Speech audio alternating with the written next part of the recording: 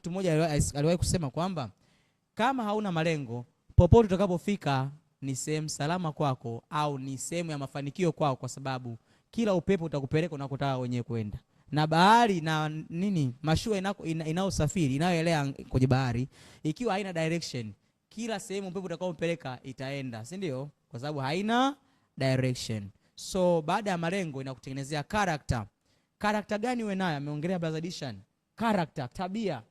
Sasa ile tabia ndio inakupa self direction. Tabia ndio inatoa mwelekeo. Je, nitafikia huko au nitaishia hapa? Na kila mara unapoanza hakikisha unafanya tathmini. Leo nimeanza, nimefikia wapi? Lengo langu la kuandika kitabu limefikia wapi? Lengo langu la kuwa mfanyabiashara mkubwa limefikia wapi? Kwa siku moja. Kwa siku moja nataka kuwa mhubiri mkubwa. Lengo langu la leo limefikia wapi? Natakiwa nifanyeje? Niwe nasoma vitabu, nifanye kitu fulani, niombe ushauri, nimefanyaje?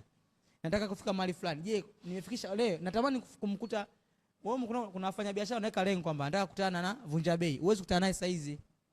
Lazima kuna malengo. Nafikiaje Vunja Bei? Marafiki zake ni wakina nani? Nafikiaje huyo mtu? Mpaka unamfikia ushaweka malengo.